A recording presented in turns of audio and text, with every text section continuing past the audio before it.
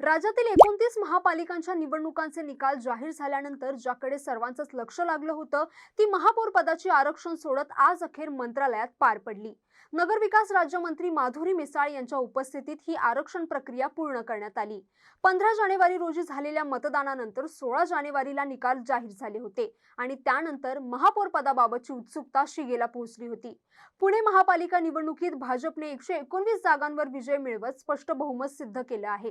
त्यामुळे महापौर पद भाजपकडे जाणार याबाबत आधीपासूनच राजकीय वर्तुळात एकमत होतं। मात्र आरक्षण जाहीर न झाल्याने महापौर पदासाठी कोणाचे नाव पुढे येणार याबाबतची चर्चा काही काळ प्रलंबित होती। अखेर मुंबईतील मंत्रालयात आरक्षणाची सोडत पार पडली। या सोडतीत पुणे महापालिकेसाठी सर्वसाधारण महिला आरक्षण जाहीर होताच भाजपमधील महिला नगरसेवकांची नावे चर्चेत आली आहेत।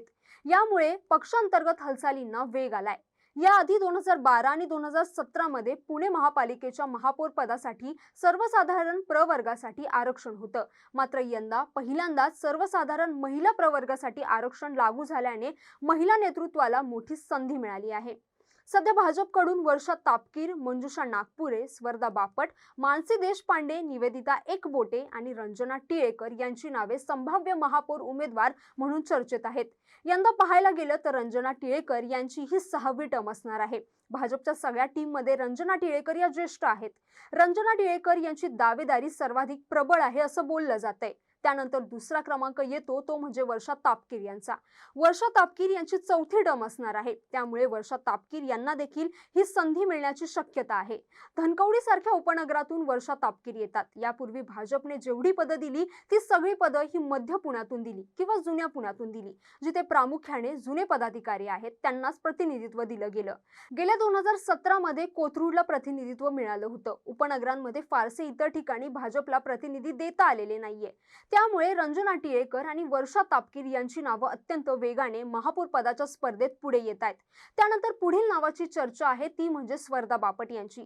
स्वर्धा बापट या बापट कुटुंबाशी आणि संघाशी संबंधित आहेत। 2012च्या निवडणुकीत स्वतः स्वर्धा बापट या सांगली महापालिकेच्या नगरसेविका राहिल्या आहेत। त्यामुळे त्यांना सभागृहाचा अनुभव आहेच आणि बापट कुटुंबाशी एक संवेदना म्हणून कदाचित भाजपकडून महापौर पदासाठी स्वर्धा बापट यांचा विचार केला जाऊ शकतो। त्या खालोखाल त्यांचं नाव चर्चेत आहे ते म्हणजे मंजुषा नागपुरे यांचं। या देखील संघाशी संबंधित असलेल्या आणि कोर भाजपच्या टीम मधल्या नगरसेविका आहेत। यांची सुद्धा ही 3री टर्म आहे। त्यामुळे त्यांची दावेदारी ही अत्यंत प्रबळ मानली जाते।